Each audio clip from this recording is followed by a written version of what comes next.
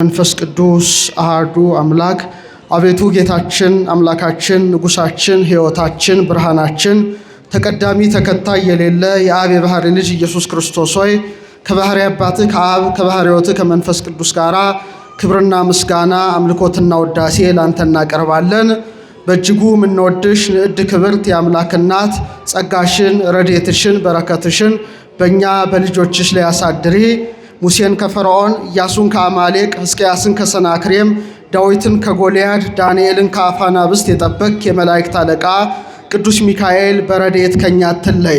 ክቡር አባታችን መላከ ሳህል መምህር ስዩም የዚህ ታላቅ አንጋፋ ቤተ ክርስቲያን አስተዳዳሪ፣ ክቡራን ሊቃውንተ ቤተ ክርስቲያን፣ ምእመናት ሁላችሁም አንድ አምላክ በሚሆን በአብ በወልድ በመንፈስ ቅዱስ ስም እንደምን አደራችሁ? እንደምን ቆያችሁ? እንደምን ሰነበታችሁ? ልዑል እግዚአብሔር ሁላችንን በሕይወትና በሰላም ጠብቆ ለዚህ ዕለት አድርሶናልና የአባቶቻችን አምላክ ልዑል እግዚአብሔር ስሙ የተመሰገነ ይሁን። እንኳን ለክረምቱ ወቅት በሰላም አደረሰን አደረሳችሁ። እንደ እግዚአብሔር ቸርነት ጥሩ ነው፣ እናመስግን። እንደ እግዚአብሔር ቸርነትና እንደ እግዚአብሔር ቅዱስ ፈቃድ ዛሬ የምንማማረው ኦርቶዶክሳዊት ተዋሕዶ ቤተክርስቲያናችን የክረምቱን መግባት ታበስራለችና በተለይ በዛሬው በተሰበከው ምስባክ ነቢየ እግዚአብሔር ዳዊት በመዝሙር 146 ከቁጥር 8 እስከ 9 የተናገረውን ኃይለ ቃል መነሻ በማድረግ ይሆናል። የምስጢር ባለቤት እግዚአብሔር አምላካችን ምስጢሩን ጥበቡ እንዲገልጥልን ቅዱስ ፈቃድ ይሁንልን። ዳዊት እንዲህ ይላል፣ ዘይገለብቦ ለሰማይ በደመና፣ ሰማዩን በደመና የሚሸፍነው እግዚአብሔር ነው። ወያስተደሉ ክረምተ ለምድር፣ ለምድርም ክረምትን የሚያዘጋጅላት በተራራዎቹ ላይ በሚዘንበው ዝናብ ሳርን የሚያበቅል እግዚአብሔር ነው ይላል። ስለዚህ ቤተ ክርስቲያናችን ከሰኔ 26 ጀምራ እስከ ሐምሌ 18 ወይም እስከ በዓለ ቂርቆስ ሐምሌ 19 ቅዱስ ገብርኤል ነው ደመና፣ ጉም፣ ዝናብ፣ ዘር ብላ ሰንበታቱን ታስባለች። ከቅዱስ ቂርቆስ ወይም ከሐምሌ ገብርኤል በኋላ ደግሞ ስለ መብረቅ፣ ስለ ነጎድጓድ፣ ስለ በረድ ይነገራል።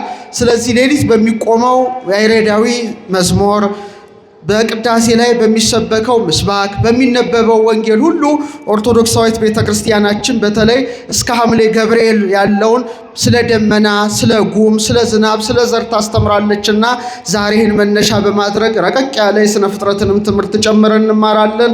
እግዚአብሔር አምላካችን ምስጢሩን ጥበቡን ለሁላችን የሚግለጥልን። አሁን ወደ ሰማይ ቀና ብለን ስናይ ሰማዩ በምን ተመልቷል? ንገሩኝ፣ በምን ተመልቷል? በደመና ተመልቷልና ክረምት ነውና ዳዊት ዘይገለብበው ለሰማይ በደመና፣ ሰማዩን በደመና የሚሸፍነው ማን ነው አለ? እግዚአብሔር ነው አለ። ስለዚህ ዛሬ ስለ ደመና በተወሰነ መልኩ እናያለን። ደመና ተፈጥሮ መቼ ነው ሲባል የሥነ ፍጥረት መጻሕፍት የሚናገሩት በዕለተ ሰኑይ ነው።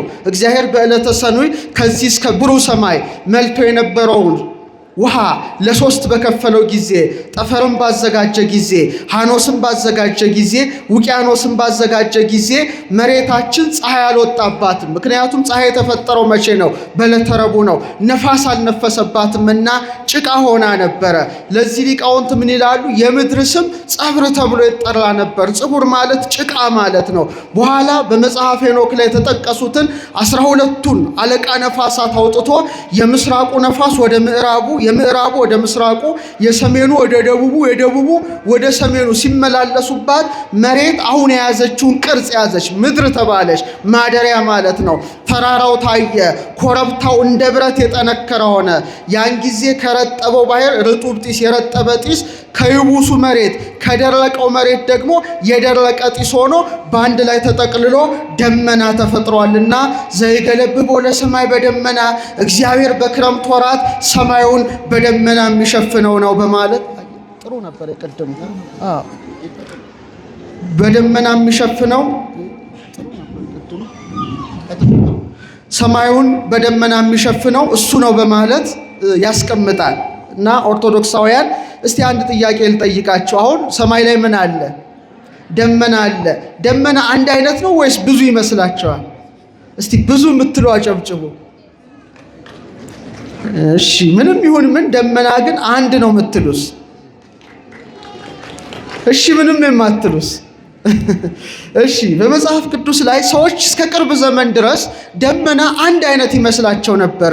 ነገር ግን መጽሐፍ ቅዱስ በጣም ብዙ ጥበብ ስጋዊ፣ ጥበብ መንፈሳዊ ስለያዘ ነቢያትም ሲጽፉ በመንፈስ ቅዱስ ተቃኝተው ስለጻፉ በመጽሐፈ ኢዮብ ምዕራፍ 35 ቁጥር 5 ላይ ዓይኖችን ወደ ሰማይ አቅንተህ ካንተም ከፍ ከፍ ያሉትን ደመናትን ተመልከት ይላል። ምንን ተመልከት? ደመና ሳይሆን ደመናትን ተመልከት ይላል። መጽሐፍ ቅዱስ አስጠንቅቆ ሰዎች ዓይናቸውን ቀና አድርገው ደመናትን እንዲመለከቱ ያዛል። እግዚአብሔር ለሰው ልጅ ስንት እግር ሰጥቶታል? 2 እግር ሰጥቶታል። 2 እግር የሰጠበት ምክንያት ቀና ብለን ምንን እንድንመለከት ነው? ሰማያትን እንድንመለከት፣ ደመናትን እንድናይ፣ ፀሐይን፣ ጨረቃን፣ ከዋክብትን እንድንመረምር ነው። ከብቱ፣ ላሙ፣ ፈረሱ፣ በቅሎ ሁሉ ስንት እግር አለው? 4 እግር አለው። መሬት እያየ ይሄዳል። የሚግጠውን ሳር የሚጠጣውን ውሃ ብቻ ነው የሚያስበው። እግዚአብሔር ግን ሰውን ሲፈጥረው 2 እግር ሰጥቶት እንደ ዘንግ መልምሎት እንደ ሸት ፈልፍሎት ቀና ብሎ ግዙፉን ሰማይ እያየ ገናናውን እግዚአብሔርን ማመስገን ስላለበት ሰማያዊውን ሰማይ እያየ ሰማያዊ ርስት እንዳለው እንዲያውቅ እንዲረዳ ነውና መጽሐፍ ቅዱስ ምን አለ? አንገትን ቀና አድርገ ካንተ ከፍ ከፍ ያሉትን ደመናትን ተመልከት በማለት ደመና አንድ ብቻ ሳይሆን በጣም ብዙ ደመናት እንዳሉ ለመጀመሪያ ጊዜ የጻፈ ቅዱስ መጽሐፍ ብቻ ነው። አሁን ዓለም በጣም ስለተራቀቀ በብዙ መሳሪያዎች ታግዞ ብዙ አይነት ደመናት እንዳሉ አረጋግጧል። 10 አይነት የደመናት ስብስቦች አለ። ስንት አይነት? 10 አይነት። ለ3 ይከፈላሉ። የመጀመሪያው ታህታይ ደመና የሚባለው ዝቅ ያለው ደመና ነው። ይሄ ማለት እስከ 2000 ሜትር ወይም እስከ 2 ኪሎ ሜትር የሚጠጋው ደመና ሲሆን ማለትም በጫማ ብትለኩት 6500 ጫማ ድረስ ያለ ነው። በውስጡ ወደ 3 አይነት የደመና አይነቶች አሉ። ይሄ በጣም እስከ 2 ኪሎ ሜትር። አንዳንዴ 2 ኪሎ ሜትር ሲባል ትንሽ ሊመስለን ይችላል። አብዛኛውን ጊዜ ለምሳሌ ጭጋግ አይታችኋል አይደለ? ዝቅ ብሎ የሚወርድ ይሄ ማለት ታህታይ ደመና ነው። በውስጡ ደግሞ 3 ክፍሎች አሉት። ፎግ የሚባለው ወይም ጭጋግ የሚባለው ነው። ዘይገለብበው ለሰማይ በደመና ሲል ጭጋጉንም ጭምር ያጠቃለለ ነው። ሁለተኛው ደመና ማዕከላዊ ደመና የሚባለው ነው። አሁን የምታዩት ደመና ነው። ከዚህ በላይ ደግሞ ሌላ ደመና አለ። ይሄ ማለት ከ2000 ሜትር እስከ 7000 ሜትር ወይም ከ2 ኪሎ ሜትር እስከ 7 ኪሎ ሜትር የሚደርስ ታላቅ ደመና ሲሆን ማለትም ከ6500 እስከ 23000 ጫማ ከፍታ ድረስ የሚታይ ነው። አሁን የምታዩት ደመናና ትንሽ ከዚህ ከፍ ብሎ የሚታይ ደመና ነው። ይሄ ማለት ዝናብን የያዘ ዝናብን የቋጠረ ነው። ታህታይም ደመና አልፎ አልፎ ዝናብ ቋጥሮ ይታያል። አብዛኛው ግን ዝናብን የሚይዘው የትኛው ነው? ማዕከላዊው ደመና ነው። ሌላ ደመና ደግሞ ላዕላይ ደመና አለ። በጣም ከፍ ያለ ምጡቅ ደመና አለ። ግሩም በውስተ ደመናት ይላሉ ሰለስቱ ምዕት። በደመናት እግዚአብሔር ምንድን ነው? ግሩም ነው ይላሉ። ይሄ ደግሞ ከ23000 እስከ 43000 ጫማ ማለትም ከ7000 ሜትር እስከ 13000 ሜትር ወይም ከ7 ኪሎ ሜትር እስከ 13 ኪሎ ሜትር ርዝመት ያለው በጣም ከፍ ያለ እንደ አሳ ቅርፍት የሚመሳሰል በሰማይ ላይ የሚታይ ደመና ነው። ስለዚህ ዳዊት ምን አለ? ዘይገለብበው ለሰማይ በደመና። ሰማዩን በምን ይሸፍነዋል? እግዚአብሔር በደመና ይሸፍነዋል ሲል፣ ኢዮብ ደግሞ ዓይንህን ወደ ላይ ከፍ ከፍ አድርገ ካንተ በላይ ያሉትን ደመናትን ተመልከት ይላል። ምናልባት በአውሮፕላን የሄዳችሁ ሰዎች ካላችሁ ለምሳሌ ካፒቴኑ ወይም አውሮፕላን አብራሪው አልፎ አልፎ ደመና ውስጥ ሲገባ ታያላችሁ። አንዳንዴ ደግሞ በጣም ከፍ ያለ ዝናብ ሲመጣ ከ30,000 እስከ 40,000 ሜትር ከፍ ይልና አውሮፕላኑን ምን ያደርገዋል? ያበረዋል። ስለዚህ ዝናቡ ከምኑ በታች ይፈሳል? ከምኑ በታች ይወርዳል? ከአውሮፕላኑ በታች ይወርዳል ማለት ነው። አንዳንዴ ራዳር ይጠቀምና ዝናቡን ያልፈዋል ሲፈልግ ካፒቴኑ።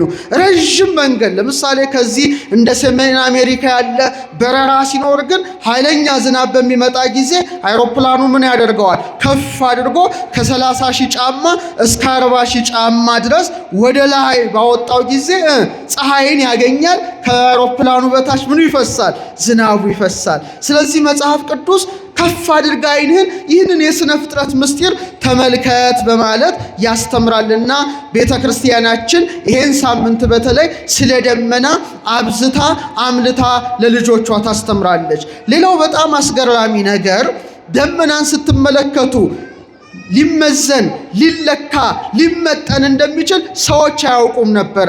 አሁንም ለመጀመሪያ ጊዜ ቅዱሱ መጽሐፍ ደመና ሚዛን እንዳለው፣ ደመና ክብደት እንዳለው፣ ደመና ሊለካ እንደሚችል፣ ደመና ሊመጠን እንደሚችል ለመጀመሪያ ጊዜ ሲያስቀምጥ በተለይ በመጽሐፈ ኢዮብ ምዕራፍ 37 ቁጥር 11 ላይ እንዲህ ይላል፣ የደመናውንም ብርሃን እንዴት እንደሚበራ አውቀሃልን ካለው በኋላ ወይስ የደመናውን ሚዛን አለ። የደመናውን ምን ሚዛን ምንድን ነው? መለኪያ ነው አይደለ? ሚዛን ካለ ሊለካ የሚችል ነው ማለት ነው። ስለዚህ ኢዮብ ምን አለ? የደመናውን ሚዛን ታውቃለህ ወይ በማለት ደመና ሚዛን እንዳለው፣ ሊለካ እንደሚችል፣ ሊቆጠር እንደሚችል፣ ሊሰፈር እንደሚችል፣ ይልቁኑ ደግሞ ቁጥሩን ማን ብቻ ያውቀዋል? እግዚአብሔር ብቻ እንደሚያውቀው በምዕራፍ 38 ቁጥር 37 ላይ አስቀምጧል። አሁን በጣም የሚገርማችሁ አንዱን እንኳን ደመና ከአስሩ የኩሙሉስ ደመና የሚባለው ዝናብን የያዘው ደመና 1.1 ሚሊዮን ፓውንድ ይመዝናል። አሁን ባለው መሳሪያ እየሰማችሁ ነው። 1.1 ሚሊዮን ፓውንድ ይሄ ደመና ማለት ነው። ይሄ ማለት ምን ማለት ነው? በውስጡ 1.1 ሚሊዮን ፓውንድ ውሃ ተሸክሟል ማለት ነው። የእግዚአብሔር ስራ አይገርማችሁ? 1.1 ሚሊዮን ፓውንድ ስንት ይመስላችኋል? 100 ዝሆኖች ማለት ነው። 100 ዝሆን ጭንቅላታችሁ ላይ ቢወድቅ አስባችሁታል? ምድር ላይ ቢወድቅ እንደማለት ነው። ወይም 500 ትልልቅ ሲኖትራክ ወይም አውቶሞቢሎችን ማሰብ ትችላላችሁ። አንዱ ደመና ማለት ነው። ይሄን ያህል ተሸክሟል። ስለዚህ በመጽሐፈ ኢዮብ ላይ የደመናውን ሚዛን ይላል እና በጣም የሚገርማችሁ ደግሞ 1.1 ሚሊዮን ፓውንድ የዝናብ ውሃ ተሸክሞ ደመናው አልተቀደደም። ደመናው ምን አላለም? አንዴ ቢዘረግፈው ኖሮ ምድር አትኖርም፣ ቤታችንም አይኖርም። እግዚአብሔር ግን ባወቀ ያ ደመና ዝናቡን እንዲሸከም አድርጎ ፈጥሮታል። ስለዚህ ኢዮብ በአድናቆት በምዕራፍ 26 ቁጥር 8 ላይ ምን አለ? እግዚአብሔር አለ ውሆችን አለ በደመናዎች ውስጥ ያስራል፣ ደመናይቱ ከታች አልተቀደደችም አለ። ከምን አልተቀደደችም? አልተቀደደም። ያልተቀደደ ደመና ማለት ነው። 1.1 ሚሊዮን ፓውንድ የዝናብን ውሃ ተሸክሞ ስላልተቀደደ እግዚአብሔር አለ ውሃዎችን በደመና ውስጥ ያስራል፣ ደመናይቱ ግን ከታች ምን አላለችም? አልተቀደደችም። ብትቀደድ ኖሮ የሰው ልጅ ምን አይልም? አይተርፍምና እግዚአብሔር በስራው ምንድን ነው? ድንቅ አምላክ መሆኑን በእውነት ዛሬ የምንመሰክርበት ዕለት ነው። ስለዚህ ዘይገለብበው ለሰማይ በደመና ሰማዩን በደመና የሚሸፍነው እግዚአብሔር ነውና እነዚህ ደመናቱ በሙሉ ምሳሌ ያላቸው። እግዚአብሔር በደመና ምን ይላል? የሰውን ልጆች ያስተምራል። ስነ ፍጥረት ራሱ ምንድን ነው? መምህር ነው። ለምሳሌ በጣም የምትወዱት ደመና ምን አይነት ደመና ነው? እኔ የምወደው ደመና አለ፣ አንተ የምትወደው የደመና አይነት አለ፣ አንቺ የምትወጂው አለ። ግን አብዛኛው ደስ የሚያሰኘው ደመና ነጩ ደመና ነው። ምን አይነት ደመና ነው? ይሄ አሁን ለምሳሌ ጥሩ ነው፣ ነጣ ያለ ነው፣ ግን ጠቆርም ብሏል። ዝናብን ሲሸከም ጠቆር ይላል፣ ዝናብ ውሃ ከሌለው ነጭ ይሆናል። እና ነጭ ደመና እግዚአብሔር ሲፈጥረው በተፈጥሮ ጥቃቅን የውሃ ጠብታዎች፣ የበረዶ ክሪስታሎች በአየር ላይ ሲሰበሰቡ ሙሉ በሙሉ የፀሐይን የብርሃን ሞገድ ማንጸባረቅ ይችላሉ። ስለዚህ ምን መስለው ይታያሉ? ነጭ መስለው ይታያሉ። ነጭ ሆነው የሚታዩት በምኑ ነው ማለት ነው? ከላይ ባለችው በፀሐይ አማካይነት ነው። ሙሉ በሙሉ የፀሐይን የብርሃን ሞገድ ስለሚቀበሉ የሰው ልጅ ቀና ብሎ ሲመለከት ምን አይነት ደመና ያያል? ልክ እናንተ እንደለበሳችሁት ነጠላ ነጭና ብሬት ደመና ትታያለች። እንግዲህ ከዝቅተኛው ደመና እስከ መካከለኛው ደመና ላዕላዊው በጣም ረቂቅ ነው። በአይሮፕላንም ስትሄዱ ይህን እንደተባዘተ ጥጥ ነጭ ሆነውን ደመና ትመለከታላችሁ። መጽሐፍ ቅዱስ ነጩን ደመና የእግዚአብሔር የክብር መገለጫ አድርጎ ይተረጉመዋል። በዮሐንስ ራእይ ምዕራፍ 14 ቁጥር 14 ላይ እነሆም አለ ነጭ ደመና። ምን አይነት ደመና? እስቲ ድገሙት። ነጭ ደመና፣ በደመናውም ላይ የሰውን ልጅ የሚመስል ተቀምጧል። በራሱም ላይ የወርቅ አክሊል በእጁም ስለታም ማጭድ ነበረው ይላል። ስለዚህ በነጭ ደመና ላይ የተቀመጠው ማን ነው? ንጹሐ ባህሪ ኢየሱስ ክርስቶስ ነው። ማጭድ ማለት ፍርድን ይዟል ማለት ነው። የዕለተ ምጽአትን ነገር ሲናገር በነጭ ደመና ላይ ተቀምጧል ብሏል። ስለዚህ ኦርቶዶክሳውያን ሁልጊዜ አይናችንን ቀና ብለን ነጩን ደመና በሰማይ ላይ በተመለከትን ጊዜ ማንን ማሰብ አለብን ማለት ነው? ንጹሐ ባህሪ ኢየሱስ ክርስቶስን ዳግመኛ ለፍርድ የሚመጣውን አምላካችንን ማሰብ አለብን። ለምሳሌ የማቴዎስ ወንጌል ምዕራፍ 17 ቁጥር 5 ላይ ጌትነቱን ታቦር ላይ በገለጠ ጊዜ ምን ይላል? እነሆ ብሩህ ደመና ጋረዳቸው ይላል። ምን አይነት ደመና? ብሩህ ደመና። እግዚአብሔር መንፈስ ቅዱስ ነው በደመና አምሳል። አብ የምወደው ልጅ ይሄ ነው ይላል። ስለዚህ ብሩህ ደመናን ሰዎች ሲመለከቱ የታቦር ጌትነቱን የታቦር ክብሩን እንዲያውቁ መሆን አለባቸው። ከቃሉ ጋር ናችሁ? ሌላው ብርህት የሆነችውን ደመና ስትመለከቱ ድንግል ማርያምን ማሰብ አለብን። ማንን እናስባለን? ድንግል ማርያምን። እመቤታችን በሁለት አይነት ደመናዎች ተመስላለች። አንደኛው ብርህት በሆነችው በዚች አይነት ደመና ነው። ሁለተኛው ደግሞ ትንሽ አስፈሪ በሆነው ድቅድቅ ያለ ደመና ነው። ኤፍሬም ሶርያዊ አንቲ ዘበአማን ደመና እንተ አስተራኪ ለነ ማየ ዝናብ፣ ንጹሕ የዝናብ ውሃ የተባለ ኢየሱስ ክርስቶስን ቋጥረሽ የታየሽ እውነተኛ ደመና አንቺ ነሽ ይላል። እቺ ደመና አለች። ሌላኛዋ ደግሞ ራቁ ደመና፣ አሁን የምታዩት የዝናብን ውሃ ያልያዘ ብሩህ ሆኖ የሚታይ ደመና አለ። እሷ የማን ምሳሌ ሆና ተገለጠች? የድንግል ምሳሌ ሆና ተገለጠች። ቅዱስ ያሬድ ምን ይላል? ሰአሊ ለነ ማርያም፣ ማርያም ለምኝልን፣ ንጽሕት በድንግልና አልባቲ ሙስና ጸምር ጻዕዳ ራቁ ደመና ይላታል። ነጯ ደመና ማለት ነው። ምንም አይነት የዝናብን ጠብታ ያልያዘች ጥቁረት ያልተቀላቀለባት ደመና አንቺ ነሽ ይላታል። ያቺ እቺ የምታዩት ነጯ ደመና ምንም አይነት ጥቁረት እንዳልተቀላቀለባት ድንግል ማርያም ምን የለባትም? ጽነት የለባትም፣ ኃጢአት የለባትም፣ ነውር ነቀፋ የለባትም። አመስግኗት እችን ደመና። አዎ ራቁ ደመና፣ የተራቆተች ደመና ይላታል። የዝናብን ውሃ ያልተሸከመች። ምንን ያልተሸከመች? የዝናብን ውሃ። እቺ ብርህቷ ደመና በውስጧ ምንም አይነት የዝናብ ጠብታ እንዳልያዘች ድንግል ማርያምም በዝናብ ጠብታ የተመሰለ የወንድ ዘርን አልያዘችም ማለት ነው። ታላቁ ሊቅ አባ ጊዮርጊስ ዘጋስጫ ምን ይላታል? ንዑ እንከ ከመናልዕላ ለዛቲ ደመና ብርሃን እንተ ጾረቶ ለማየ ዝናብ ንጹሕ፣ ንጹሕ የዝናብ ውሃ የተባለ ኢየሱስ ክርስቶስን የተሸከመች የብርሃን ደመና የተባለች ቅድስት ድንግል ማርያምን እናከብራት እናገናት ዘንድ ኑ በማለት የዓለም ብርሃን ወልደ እግዚአብሔርን የተሸከመች ነውር ነቀፋ የሌለባት ንጽሕቲቱ ደመና ማን ሆና ተገለጠች ማለት ነው? ድንግል ማርያም ሆና ተገልጣለች ማለት ነው። ሌላው ሁለተኛው የደመና አይነት እስቲ ደመና በሉ እስቲ። አይሰማም። ደመና ከፀሐይ ጋራ ይሄንን አይታችኋል አይደለ? እዚህ ጋር ደመና አለ፣ እዚህ ጋር የፀሐይ ብርሃን አለ። ይሄ ደግሞ በጣም አስደናቂ ነገር ነው። እንግዲህ ከፀሐይ ጋር ያለ ደመና የሚከሰተው እንዴት ነው? አንዳንዴ የፀሐይ ብርሃን በደመናው በከፊል ሊጋረድ ይችላል፣ ሙሉ በሙሉ ሊሰወር ይችላል። ግን በዙሪያው ሲያበራ ምን ይታያል? በደመና ውስጥ ፀሐይ፣ በደመና ውስጥ ምን? ድገሙት። በደመና ውስጥ ምን? ፀሐይ። መጽሐፍ ቅዱስ በደመና ውስጥ በፀሐይ ውስጥ ስለሚታየው ደመና ወይም ፀሐይን በከፊል ስለሚያንጸባርቀው ደመና እንዲህ ይላል። በሁለተኛ ሳሙኤል ምዕራፍ 23 ቁጥር 4 ላይ እርሱ እንደ ማለዳ ብርሃን እንደ ፀሐይ አወጣጥ በጠዋትም ያለ ደመና እንደሚደምቅ ይላል። በጠዋት ያለ ደመና ምን እንደሚሆን? እንደሚደምቅ። ምናልባት ጠዋት ስትነሱ አንዳንዴ በጣም የደመቀ ደመና አይታችኋል አይደለ? ለምሳሌ ፀሐይ ስትወጣ በምኑ ይደምቃል? ደመናው በፀሐይ። አንዳንዴ ደግሞ ፀሐይ ስትጠልቅ ደመናው በምኑ ይደምቃል? በፀሐይ። እና ያ ደመና ቀለሙ ምን ሆኖ ይታያል? ጎልደን ሆኖ ወይም ወርቃማ ሆኖ ይታያል። ስለዚህ መጽሐፍ ቅዱስ በጠዋት ያለ ደመና እንደሚደምቅ ይላል። እኔ ይሄንን ደመና ስመለከት ማንን አስባለሁ? አንተ ይሄን ደመና ስትመለከት ማንን ታስባለህ? ፀሐይና ደመና። እስቲ አሰላስሉት። ፀሐይና ምን? ደመና። እኔ ፀሐይን በደመና ደመናን በፀሐይ ውስጥ ስታዩ በማቴዎስ ወንጌል ምዕራፍ 17 ቁጥር 5 ላይ ማትዝ ይላቸዋል።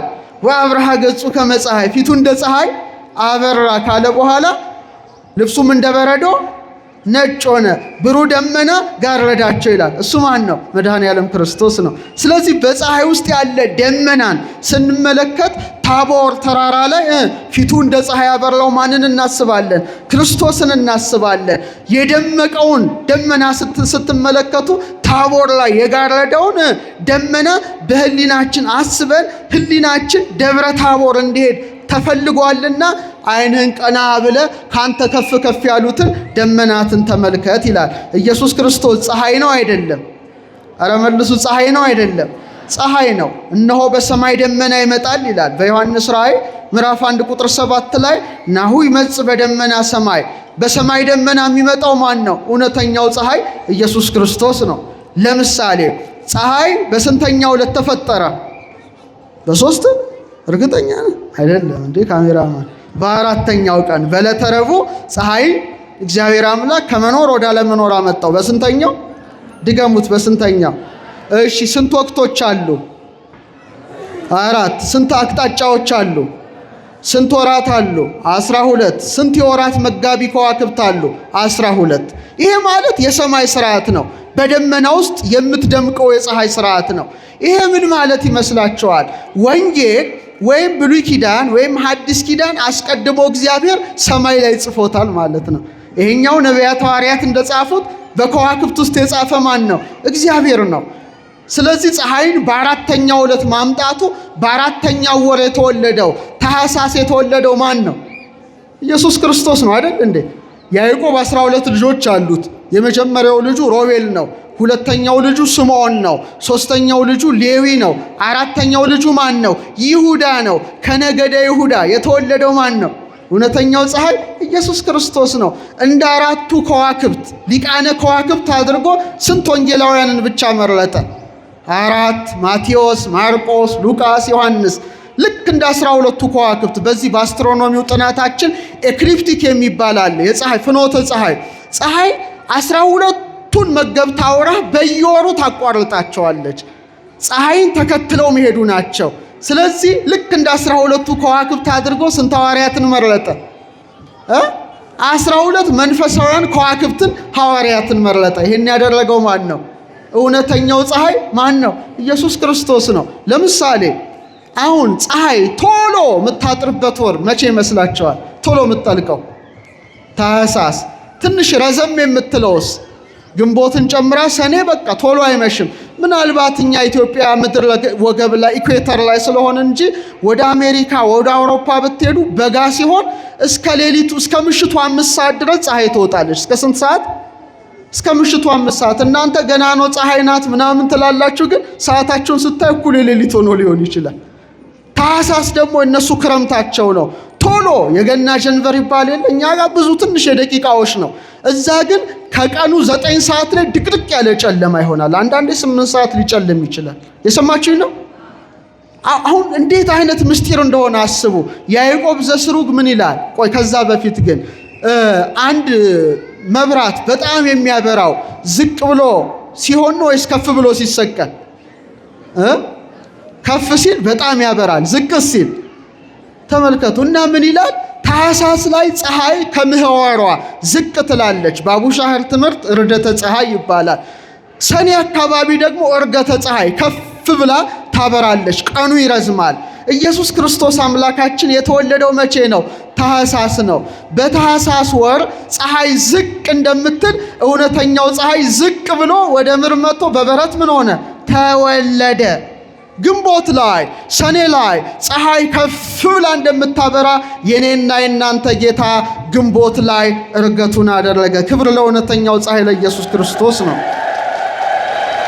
ስለዚህ ይሄንን ሁሉ እናስባለን በደመና ውስጥ ምን ፀሐይ ስናይ።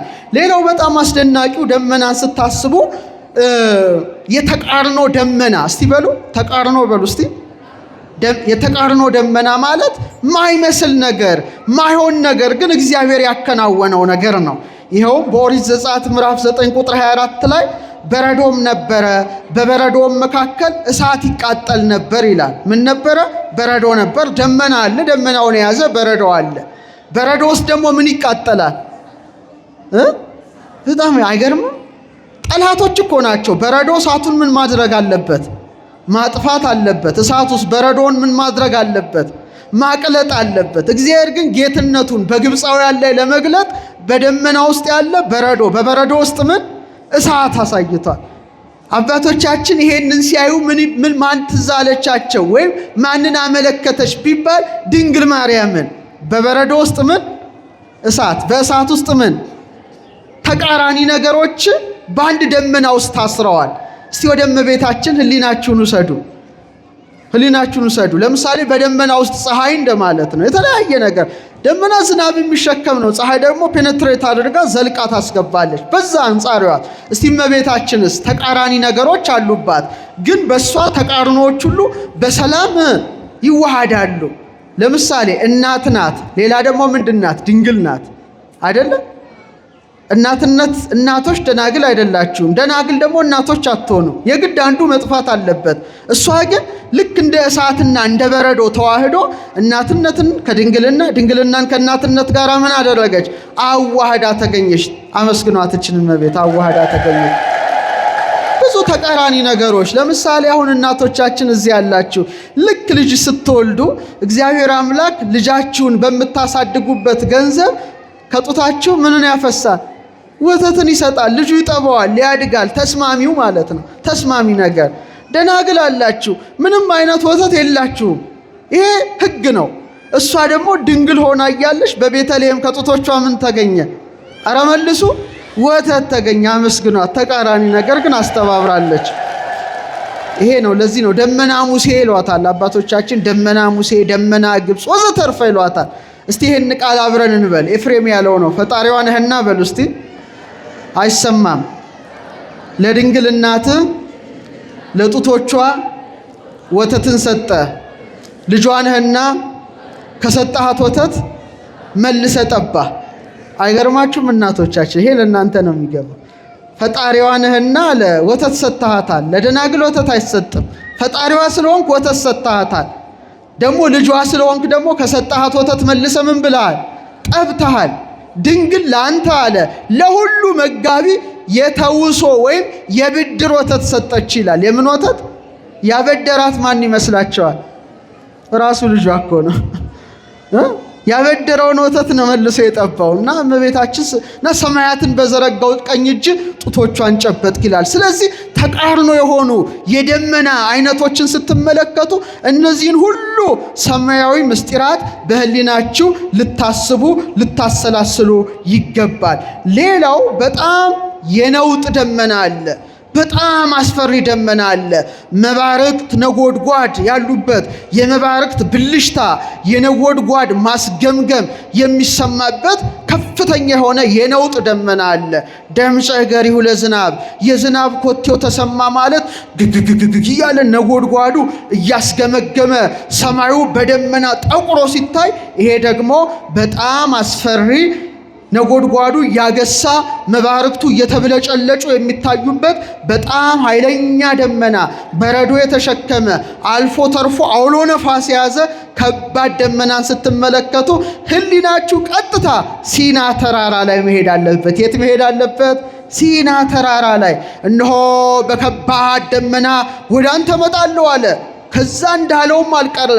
ድቅድቅ በሆነ ደመና ቃለ ቀርን እየተሰማ መባረቅት ነጎድጓድ እያሉ እግዚአብሔር በሲና ተራራ ለማን ተገለጠ? ለሙሴ ተገለጠ። ይሄ ማለት አስፈሪ ነው ማለት ነው። ፈራጅነቱን ያመለክታል። ታቦር ተራራ ላይ ደግሞ በጣም የጠቆረ ድቅድቅ ደመና ሳይሆን ብሩህ ደመና ታየ። ያ ብሉይ ኪዳን ነው፣ ይሄ አዲስ ኪዳን ነው። እየሰማችሁ ነው ክርስቲያኖች? በታቦር ተራራ ምን ተገለጠ? ብሩህ ደመና ሲገለጥ፣ ሲና ተራራ ላይ ደግሞ ድቅድቅ ደመና መገለጡ ያ የብሉይ ኪዳን ዘመን አስፈሪ ዘመን አስደንጋጭ ዘመን ሲሆን ሐዲስ ኪዳን ደግሞ የምህረት ዘመን ስለሆነ በምን ተለወጠ ማለት ነው? በታላቅ የብርሃን ደመና ተለወጠ ማለት ነው። ከቃሉ ጋር ናችሁ? እግዚአብሔር ከሁላችን ጋር ይሁን። ስለዚህ ደመና እንዲህ ይላል። በጣም ይገርማል። የእግዚአብሔር ቀን መጥቷል። የጨለማና የጭጋግ ቀን የደመናና የድቅድቅ ጨለማ ቀን ነው ይላል። በጣም አስፈሪ ነው። ስለ ምልዕተ ምጽአት ነው የሚናገረው።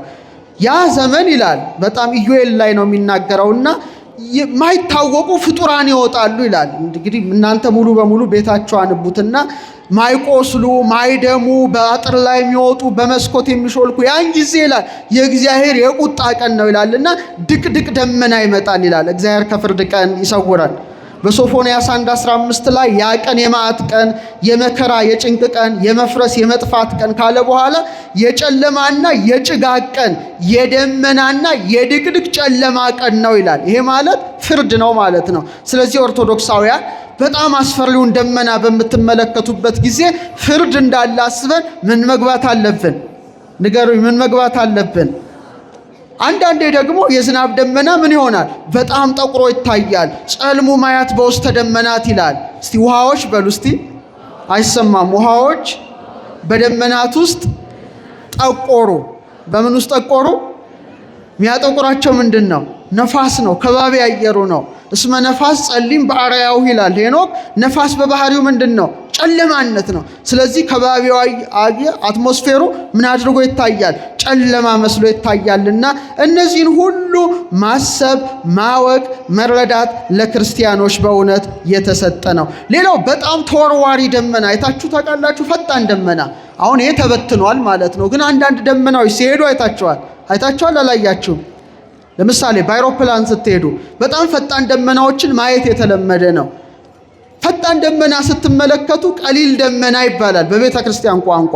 ፈጣን ደመና ስትመለከቱ ፈጣኗ አፍጣኒተ ረድኤት ማን ትመስላችኋለች? ንገሩኝ እስቲ። ድንግል ማርያም ናት። ተመልከቱ። እሷን ማሰብ ይገባል። በኢሳይያስ 19:1 ላይ ምን አለ? እግዚአብሔር በፈጣን ደመና እየበረረ ወደ ግብፅ ይወርዳል ይላል። በምን ደመና? በፈጣን ደመና ባለው ነው ምሳሌ የሚገልጠው። የግብፅም ጣዖታት ይርዳሉ ይላል። ድንግል ማርያምም እውነተኛውን ዝናብ ኢየሱስ ክርስቶስን የተሸከመች አፍጣኒተ ረድኤት ፈጥና የምትደርስ እናት ናትና ፈጥና ትድረስልን የአምላክ እናት። ፈጣኗ ደመና ግብፅ ስትገባ ጣዖታት ሁሉ ፈራረሰ። ዛሬም እመቤታችን ፈጥና ወደ ሕይወታችን ስትገባ አጋንንቱ ሁሉ ይወድቃል። ደስ ይበላችሁ፣ ይወድቃል። ፈጣኗ ደመና እሷ ናት። ስለዚህ ይህን ሁሉ ነገር እንድናስብ ይሆናል። በመጨረሻ አንድ በ3-4 ደቂቃ ትምህርቴን ስቋጨው ስለ ዝናብ ትንሽ ልንገራችሁ። ስለ ዝናብ ልንገራችሁ። ዝናብ ከሰማይ ነው የሚወርደው ወይስ ከምድር ነው የሚወጣው? ከየት ነው እንዴ? ግራ ተጋባችሁ። ከየት ነው የሚመጣው? ከየት ነው የሚመጣው? ወዴት ነው የሚወጣው? ከሰማይ። እሺ፣ መጽሐፍ ቅዱስ ለመጀመሪያ ጊዜ ሰዎች ዝናብ ከሰማይ የሚወርድ ብቻ ይመስላቸው ነበረ። መጽሐፍ ቅዱስ ግን በፍጹም ሰማይ ከሰማይ ብቻ ዝናብ ከሰማይ አይደለም የሚወርደው መነሻው ውቅያኖስ ነው ብሎ ለመጀመሪያ ጊዜ የጻፈ መጽሐፍ ቅዱስ ነው። የሚገርማችሁ የዓለም ሳይንቲስቶች ያወቁት በ17ኛው ክፍለ ዘመን ነው። መጽሐፍ ቅዱስ ግን እንዲህ ይላል በመጽሐፈ ኢዮብ ምዕራፍ 36 ቁጥር 27 ላይ የውሃውን ነጠብጣብ ወደ ላይ ይስባል። ወደ ምን ይስባል? ወደ ታች ነው ወደ ላይ? ተመልከቱ። ታያችሁ? ኢቫፖሬሽን እየተማራችሁ ነው አይደል? ሳይንስ ኢቫፖሬሽን ትነት ምን አለ? ኢዮብ 36:27 ላይ የውሃውን ነጠብጣብ ወደ ላይ ይስባል፣ ዝናብም ከጉም ይንጠባጠባል፣ ደመናት ያዘንባሉ፣ በሰዎች ላይ በብዙ ያንጠባጥባሉ ይላል። በጣም እኮ ነው የሚገርመው። ወደ ላይ ያወጣዋል፣ እንደገና ወደ ታች ምን ያደርገዋል? ያፈሰዋል። ሳይክል ነው፣ ዑደት ነው ማለት ነው። ይሄ በጣም አስደናቂ ነው። ሰሎሞን መቼም ጠቢብ ነው። ዛሬ ሜትሮሎጂስቶች እንዲዘንባል፣ እንዲወጣል፣ እንዲወርዳል፣ የኃይለኛ ግፊት አለ፣ የአየር ግፊት አለ እንደሚሉት ሁሉ እሱም እንዲህ ይላል መክብብ 1:6 ላይ ነፋስ ወደ ደቡብ ይሄዳል ይላል። ወደ ምን አቅጣጫ? ወደ ደቡብ። እስቲ ያስቡት። ወደ ሰሜን ይዞራል፣ ዑደት አለ። ዘወትር በዙረቱ ይዞራል፣ ነፋስም በዙረቱ ይመለሳል ካለ በኋላ ፈሳሾች ሁሉ ወደ ባህር ይሄዳሉ። ወደ ምን ይሄዳሉ? አሁን ዝናቡ ይዘንባል። ምን ውስጥ? ባህር ውስጥ፣ ውቅያኖስ ውስጥ፣ ምድር ላይ። ባህሩ ግን አይመላም አለ። ውቅያኖስ ሞልቶ ያውቃል? ከተፈጠረ ጀምሮ እንዳለ ነው። ለምን አይሞላም? እንደው ዝናብ ይዘንባል ግን አይሞላም። ሲመልስ ምን አለ? ፈሳሾች አለ ወደሚሄዱበት ስፍራ እንደገና ወደዚያ ይመለሳሉ። አይገርምም? ይፈሳል እንደገና ይመለሳል። ውሃ ቅዳ ውሃ መልስ ማለት ነው። እግዚአብሔር ስራው አይገርማችሁም? እስቲ አመስግኑት። ይንገና ነውና እንዲህ እያሽከረከረ እንትን ይላል። አሞጽም ምን ይላል? ምዕራፍ 9 ቁጥር 6 ላይ የባህርንም ውሃ ጠርቶ ይላል በምድር ፊት ላይ የሚያፈሰው እርሱ ነው፣ ስሙም እግዚአብሔር ነው አለ። ስሙ ማን ነው? የባህርን ውሃ ጠርቶ እንደገና የሚያፈሰው ወደ ላይ ያወጣዋል፣ እንደገና በትነት መልኩ ከዛ በኋላ እንደገና ወደ ምድር ያወርደዋልና የእግዚአብሔር ስራው በጣም በጣም ድንቅ ነው። በሀገራችን አንድ ሜትሮሎጂስት ነበረ። ሜትሮሎጂስት ማለት የሥነ ፍጥረት ሊቅ ነው። 14ኛው ክፍለ ዘመን ላይ ነበረ። አባ ጊዮርጊስ ዘጋስጫ በሰዓታት መጽሐፉ ላይ ምን አለ መሰላችሁ? ሳይንስ ከማለቱ በፊት እግዚአብሔርን ስራውን ሲያደንቅ ቅዱስ ቅዱስ ቅዱስ እግዚአብሔር ብሎ ካመሰገነ በኋላ ረቂቅ በሆነ በደመናትነት አለ። ረቂቅ በሆነ በምን? ለዓይን በማይታይ በደመናትነት ዘያቁሮ ለማይ ውሃውን የሚቋጥር ውሃውን ምን የሚል የሚቋጥር የአርጎም ቀላይ ከውቅያኖስ ደግሞ ወደ ላይ የሚያወጣው ወያወርዶም ነው ሰማይ በሰማይ ደጃፍ ወይም በሰማይ መስኮት የሚያፈሰው እግዚአብሔር ብቻ ነው። ክብር ለአምላካችን ይሁን። በጣም ይገርማል። በጣም ይገርማል። እና ይሄ እንግዲህ የታወቀው 17ኛው ሴንቸሪ ላይ ነው። አሁን ቅርብ 17ኛው ክፍለ ዘመን ላይ የሳይንሱ ዓለም ውሃ እየተነነ ኢቫፖሬት እያደረገ ከዛ 2 የሃይድሮጅን አተም 1 የኦክሲጅን አተም H2O ሆኖ እንደሚፈስ ያወቀው 17ኛው ነው። እንደና አባ ጊዮርጊስ ዘጋስጫ ያሉ አባቶች ግን አስቀድመው የዝናብን የመዝነብ ምስጢር ቁልፉነቱን ያወቁ ሊቃውንት ነበሩ። ክብር ለአባቶቻችን ይሁን። ክብር ለአባቶቻችንና ክረምቱ ይሄን ሁሉ ምስጢር የሚያስተምራችሁ በመሆኑ ኦርቶዶክሳውያን ደመናን ስታዩ፣ መብረቅን ስታዩ፣ ነጎድጓድን ስታዩ ይሄን ሁሉ ምስጢር እንድታስቡ ቤተክርስቲያናችን ምን ትላለች? አደራ ትላለች። የሰማችሁ ነው። ለምሳሌ አሁን ክረምት ላይ በጣም አስፈሪው ነገር መብረቅ ነው አይደለ? ግን ጥሩ ነው መጥፎ ነው? መብረቅ ጥሩ ነው መጥፎ ነው? አታውቁትም አይደል? መጽሐፍ ቅዱስ ግን ለይቶ በመጽሐፍ ሄኖክ ላይ ወይበርቁ ለበረከታት ለበረከት ብልጭ ይላሉ አለ። ለበረከት ምን ይላሉ? ብልጭ ይላሉ። በጣም አስደናቂ ነው። ብልጭ ሲል ምንድነው? በረከት ነው ማለት ነው። እጽዋት እንዲያብቡ እንዲያፈሩ የሚያደርግ ነው። ለምሳሌ መብረቅ ሲወርድ ምንድነው? ከባቢ አየሩን ይከፍለዋል።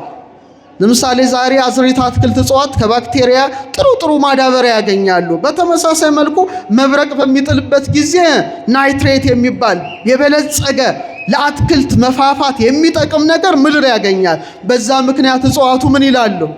ንገሩኝ። እጽዋቱ ምን ይላሉ? ያብባሉ፣ ያፈራሉ። ስለዚህ እግዚአብሔር በስራው የተመሰገነ ይሁን ማለት ነው። ክረምቴን ሁሉ ያሳስባልና ቅዱስ ያሬድ ሶበ ይዘንብ ዝናብ በሚዘንብ ጊዜ አለ ድሆች ይደሰታሉ አለ። ድሆች ምን ይላሉ? ምድርም ትለመልማለችና እንግዲህ ከሰኔ 26 ጀምሮ እስከ መስከረም 25 ቤተክርስቲያናችን ደመና፣ ዝናብ፣ ጉም፣ ዘር እያለች ከሐምሌ ገብርኤል ደግሞ ስለ መባረክ፣ ስለ ነጎድጓድ፣ ስለ በረድ እየመሰከረች የሥነ ፍጥረት ጌታ እግዚአብሔርን ታመሰግናለችና ልዑል እግዚአብሔር ሁላችንን በሰላምና በጤና ጠብቆ ክረምቱ ላይ አድርሶናልና ይህ ወር መጠሪያው ምን ሆነ? እስቲ ንገሩኝ። ወሩ ምንድን ነው? አረ ተናገሩ። ሰኔ። እስቲ ድገሙት። ሰኔ ምን ማለት ነው? ሰኔ ምን ማለት ነው? ወርሃ ዘር ሰናይ ማለት ነው። መልካም ዘር የሚዘራበት። ሰናይ ማለት ምን ማለት ነው? ያማረ ማለት ነው። ወርሃ ዘር ሰናይ መልካም ዘር የሚዘራበት። ምን ስለሚዘንብ? ዝናብ። ገበሬ ጥሩ ዘር ምርጥ ዘር መርጦ ስለሚዘራበት የምርጥ ዘር ወር፣ የመልካም ዘር ወር ተብሎ ተሰየመ። በጣም የሚገርም ነው። ቀጥሎስ ያለው ወር ሐምሌ። ሐምሌ ምን ማለት ነው? ሐሚላ ሚሎት መለምለም ማለት ነው። መረንጎድ። ምድሪቱ ምን ትሆናለች? ትለመልማለች። አቤት አባቶቻችን ተፈጥሮ። ነሐሴ ብትሄዱ ደግሞ ንሂሶት ማለት ንዑሳን ቅርጹ ጥብቀት፣ ጽናት፣ ቅናተ ገቦ ክረምት ይሉታል አለቃ ኪዳነ ወልድ። የክረምት ጎን መታጠቂያ ጽናት ምንድን ነው? አሁን ሐምሌ ላይ አረንጓዴው ምን ይሆናል? ስሩ ወደ ታች በጣም ይገባና መሬቷን ምን ይዛታል? አጥብቆ ይዛታል። ስለዚህ የጽናት ወር ስለሆነ ምን ተባለ? አረ መልሱ። ፈረንጆች ግን የሚገርማችሁ ስለ ተፈጥሮ አይደሉም። ኢትዮጵያውያን ብቻ ነው ወራቸውን ሲሰይሙ ከተፈጥሮ ጋር ያዋሃዱት። ሌላው ዓለም አያውቅም። ለምሳሌ ሰኔ በፈረንጆች ምን ይባላል? ምንድን ነው? ጁን ማለት ሰኔ ማለት አይደለም። ኦርቶዶክሳውያን ልብ አድርጉ። እንግሊዘኛው ላይ ተጠንቀቁ። ጁን ማለት ሰኔ ማለት አይደለም። ጁኖ የሚባል ጣዖት ነው። ምን የሚባል ጣዖት ነው? ጁኖ የሚባል የጣዖት ስም ነው። ቀጥሎ ሐምሌስ ምን ይባላል በፈረንጅኛው? ጁላይ። ጁላይ ማለትም ሐምሌ ማለት አይደለም፣ በጁልየስ ቄሳር የተሰየመ ነው። ነሐሴ ማለት ምንድን ነው በፈረንጆች? ኦገስት ማለት አይደለም፣ ኦገስት በአውግስጦስ ቄሳር የተሰየመ ነው። ሴፕቴምበር ማለትም መስከረም ማለት አይደለም፣ 7 ማለት ነው። መስከረም ማለት ምንድን ነው? መስ ማለት መሴ መሸ፣ ክረምቱ መሸ፣ ክረምቱ ተጠናቀቀ ነው። ኦክቶበር ማለት 8፣ ኖቬምበር ማለት ህዳር ማለት አይደለም፣ 9 ማለት ነው። ዲሴምበር ማለት ታህሳስ ማለት አይደለም። ታህሳስ ለኛ ማን የተወለደበት ወር ነው? ንገሩኝ። ክርስቶስ አምላካችን። ሐሰሰ ማለት ፈለገ ማለት ነው። የፍለጋ ወር፣ የማሰስ ወራት። መሲሁ ስለተወለደ ሰብአ ሰገል አይቴ ሃሎ ዘተወልደ ንጉሥ አይሁድ፣ የተወለደ አይሁድ ንጉሥ ወዴት አለ? እስመሪነ ኮከበ ዚአሁ በምስራቅ ወመጻእነ ከመ ንስግድ ሎቱ፣ የእርሱን ኮከብ በምስራቅ አይተን ለእርሱ ልንሰግድ መጥተናል ብለው አስሰው ክርስቶስን አገኙት። ታኅሳስ ተባለ። ደስ ይበላችሁ። በፕላኔቷ ለኢየሱስ ክርስቶስ የሰጠችው ነው። ጥር ማለት ጃንዋሪ ማለት አይደለም። ጃንዋሪ ጥር ነው ይላሉ፣ ግን ጃኑስ ጣዖት ነው። ማን ነው? ዘ ጎድ ኦፍ ጌትስ ኤንድ ዶርስ ይባላል። የበርና የመዝጊያ እስታቹ ነው። አንድ ሐውልት ነው፣ 2 ፊት አለው። ሮማ በር ላይ ይቆማል። አንዱ ፊቱ ወደዛ ያል፣ አንዱ ፊቱ ወደዛ ያል። ሮማን የሚጠብቅ ነው ይባላል ጃኑስ። ከጥር ቀጥሎ ልንገራችሁ። ከጥር ቀጥሎ ምንድን ነው? የካቲት። በነጮቹ ምንድን ነው? ፌብሩዋሪ። ፌብሩ ማለት መንጻት፣ ለጣዖት የመንጻት ስርዓት ሪቹዋል ነው። ቀጥሎ ያለውስ መጋቢት። መጋቢት የመመጋገብ ወር ነው። ወርሃ ኅሪና ነው። ቀኑ 12 ሌሊቱ 12 ነው። ፈረንጅኛው ግን አይደለም። ማርች ማለት ዘ ጎድ ኦፍ ዎር የጦር አምላክ ነው። የምን አምላክ ነው? ሚያዚያስ የሚዛዝት ወራት፣ የሚዜዎች ወራት ነው። ሰርግ ይደረጋል። በፈረንጅኛው ግን ምንድን ነው? ሴቶች መልሱ። ሚያዚያ ምንድን ነው አንቺ? ኤፕሪል። ኤፕሪል ማለት ሴት ጣዖት ናት። አፍሮዳይት ትባላለች እና ዘ ጎደስ ኦፍ ቢዩቲ ኤንድ ሜሬጅ፣ ለሴቶች ጥሩ ባል ትሰጣለች ተብላ ትመለክ የነበረች ጣዖት ናት። የሷ ወር ማለት ነው። ግንቦት የግንባታ ወር ነው። የኢየሩሳሌም ግንብ የተገነባበት ነው።